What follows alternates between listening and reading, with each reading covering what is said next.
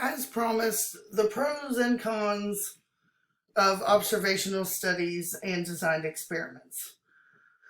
But first, we need a few more definitions.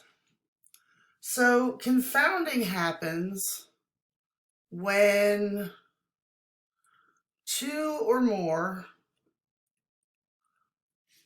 explanatory variables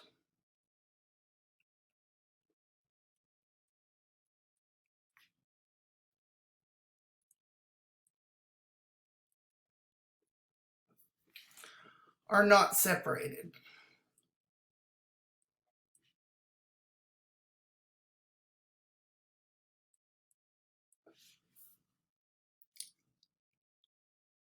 So what that means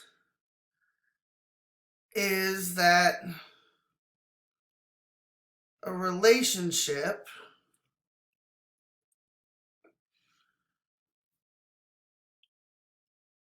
may exist between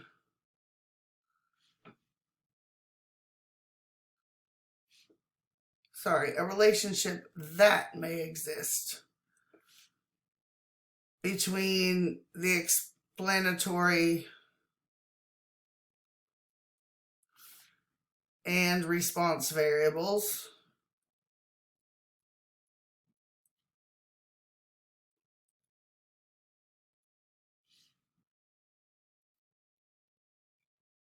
might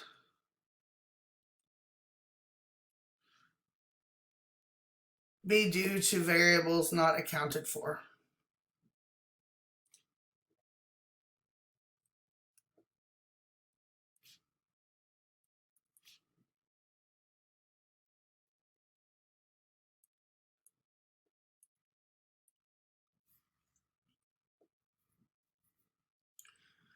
We already briefly touched on the lurking variable.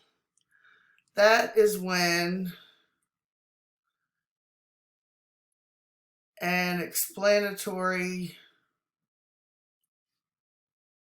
variable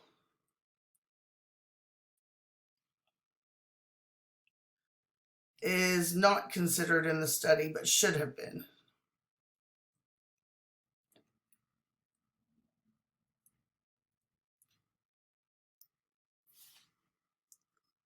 And if you recall, our example of that was the link between increased ice cream consumption and an increase in the number of drownings.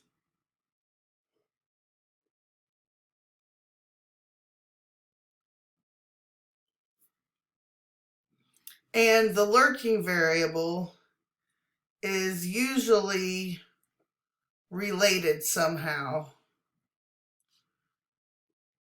to the explanatory variables we did consider.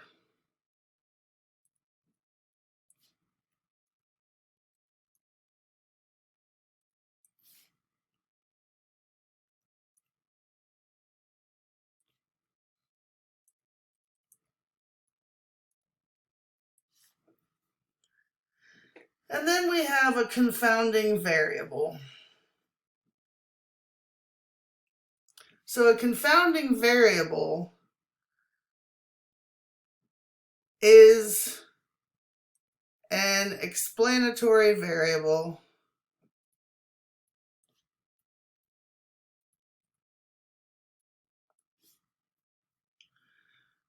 that was considered in the study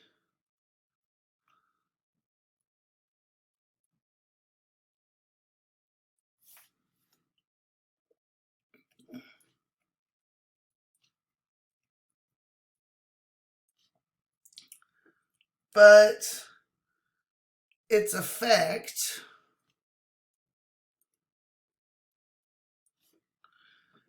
cannot be distinguished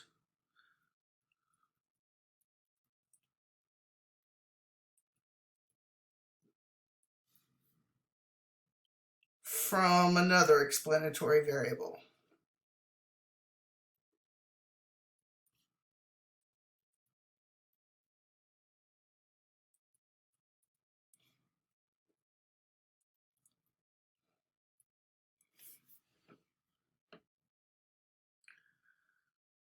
So this brings us to the pros and cons, right? So the reasons to use, that's our pros. And our drawbacks are our cons. So for an observational study, ethics is one reason to use an observational study. Obviously, if you know something is bad for somebody, you cannot ethically give it to them. So, if we want to study the effects of methamphetamine on the body, we obviously can't randomly assign people to use methamphetamine and other people to not use methamphetamine. So the best we could do is do an observational study and just find people that use meth and observe them. Okay, observational studies also generally have a lower cost than designed experiments. Frequently, you can get the information from a survey. They also have greater timeliness.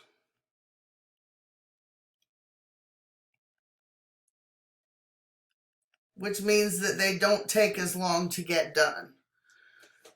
A designed experiment requires a lot more time because you have to set everything up properly, then you have to conduct this experiment, and generally, at least the way the scientific method works, then you have to publish your findings and wait for other people to reproduce your study. So that can take quite a lot of time. The other thing about observational studies is we can have a broader range of subjects usually.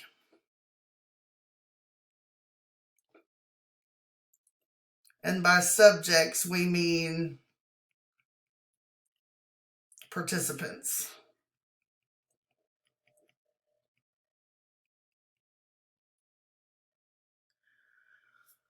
What are the drawbacks of an observational study? Well, a lot of times, especially, if we think about healthcare, we want to be able to say, thing A causes thing B. Well, we cannot do that with an observational study. So we say we cannot claim causation. So with an observational study, we can say two things are related, but we cannot definitively say that one thing causes the other one to happen. The other problem with observational studies is that lurking variables can frequently occur.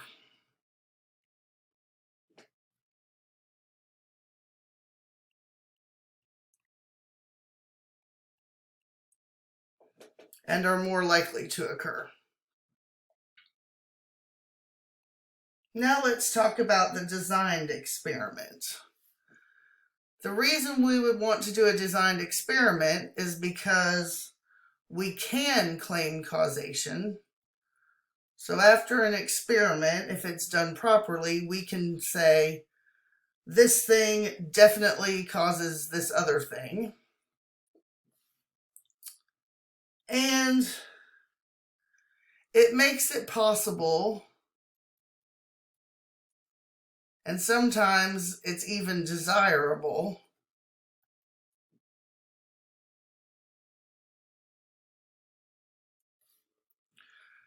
to control certain variables.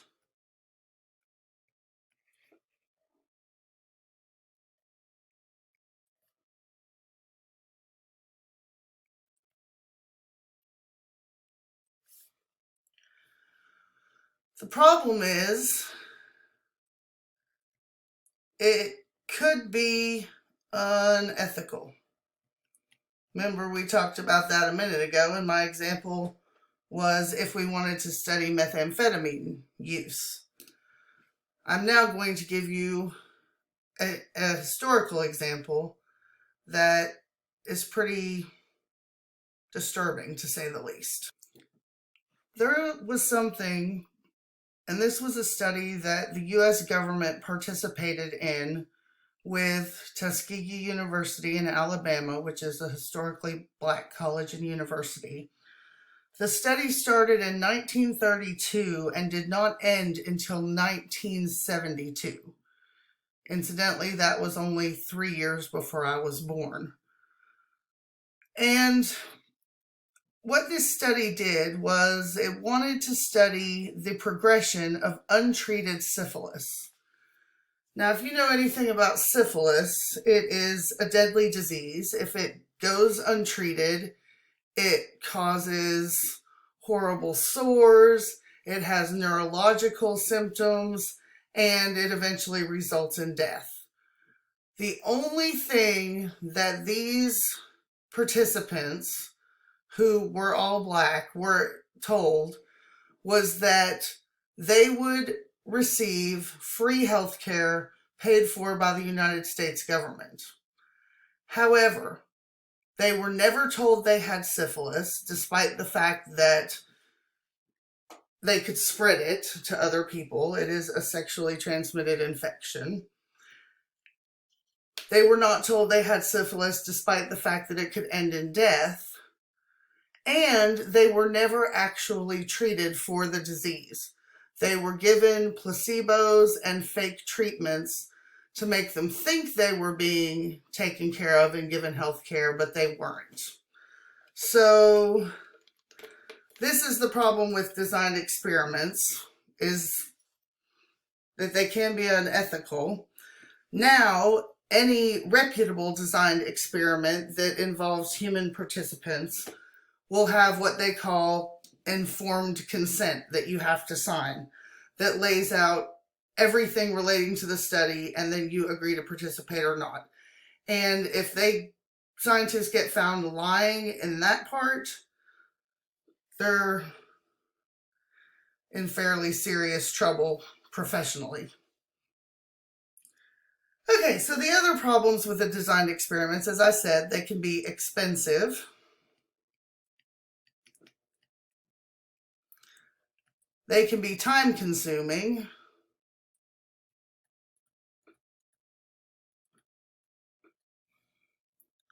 And they have a restricted subject range.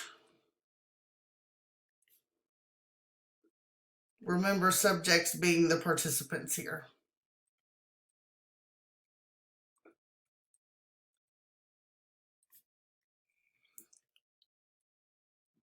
Because trying to account for all those different variables means that you have to restrict who participates much more than you otherwise would.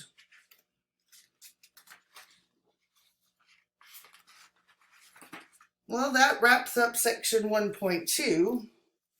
In section 1.3, we'll start talking about different types of sampling.